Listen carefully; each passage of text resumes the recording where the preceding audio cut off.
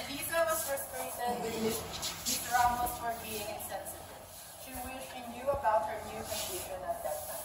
Elisa wrote a letter to her friend about Ms. Ramos.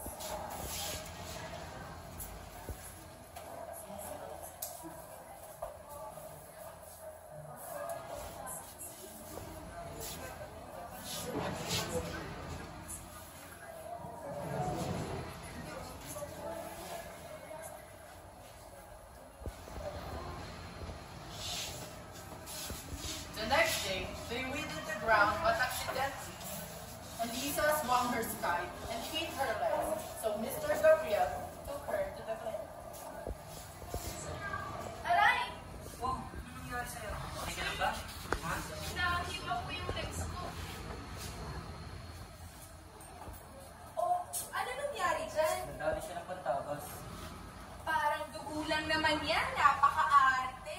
Tara na sa piling.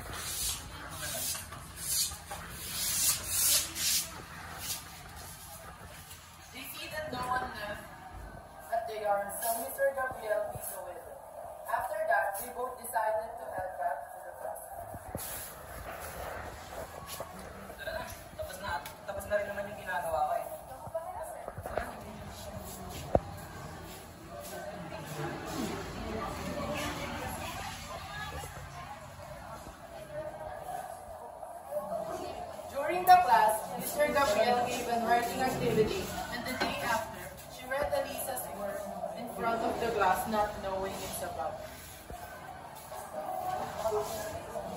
Elisa, napaganda naman itong gawa mo. It's a beautiful piece. Thank you po, sir.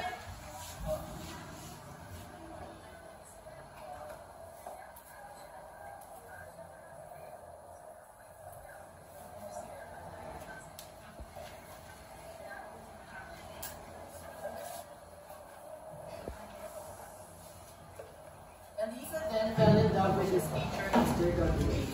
The next day, when the gardening assignment was posted on the board, Elisa's classmate was gone, so Mr. Gabriel looked for them. Mr. Gabriel found Elisa beneath the building and lent her the gardening tools to start gardening. Elisa, nagtatago ka ba? Hindi naman po, sir. Tara na, magsisimula na yung gardening natin. Eh, sir, baka po maiwanan naman ang coach ko eh. Okay lang yan, mag-focus ka lang.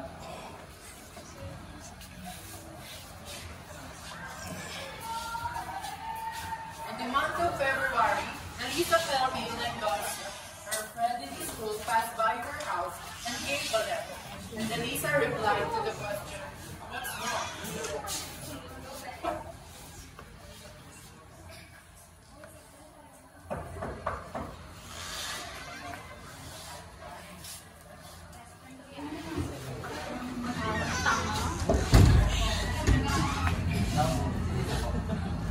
Yes, ba't may nahanap ang anak ko? Ako po si Leonor, Pantoni. Abot lang po sa akin na. Ganun ba? Sige, abot ko na sa kanya. Medyo masama pa para Okay tayo. po, thank you po. Hindi, sabi na ko sa balik kayo yun.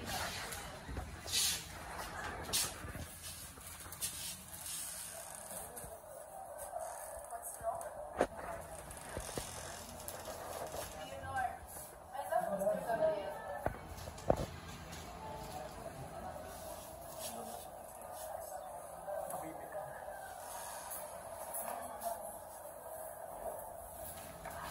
Elisa returned to school and the letters context "I love Mr. Gabriel" spread all over the school and reached Miss Ramos.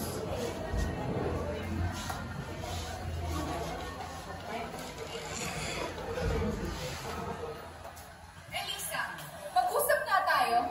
To my principal office, now! Ma'am Carmen. Ma'am Carmen.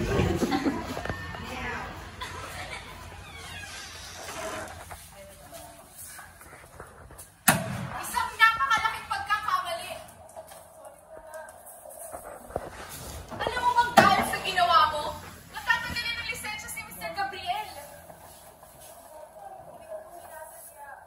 Wala na akong ibang maisip kundi ang isuspend ka. Wala na akong magagawa. You are now suspended at tanggal ka na sa eskwelahang ito. Get out! Alis!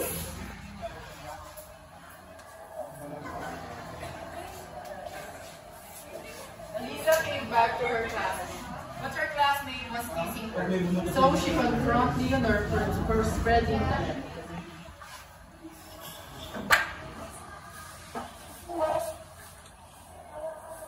Leonor, Bakit mo pinadala?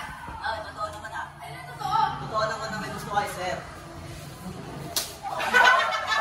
Walang siya mo, pinagkatiwalaan kita. Bakit pinagdala? Siniraan mo kami. Anong pa sinira mo ang buhay namin dalawa?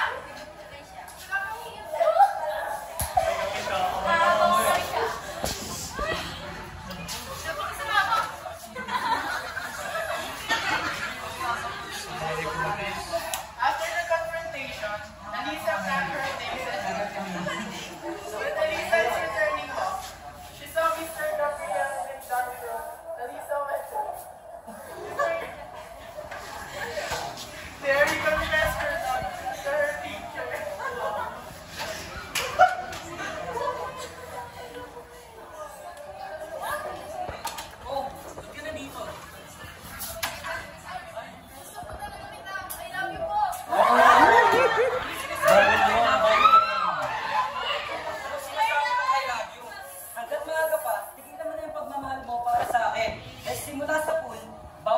mangyari yung gusto mong mangyari para sa ating dalawa.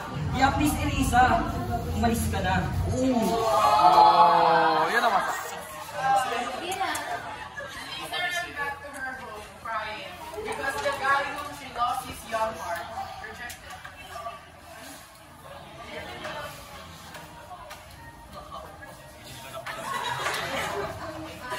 Ang aral sa aming istorya na aming ipinakita ay ang bawal na pag-ibig ng isang estudyante sa kanyang guro dahil sa mga pinakita nitong aksyon na binigyan niyang kahulugan at kahit wala namang mali siya sa guro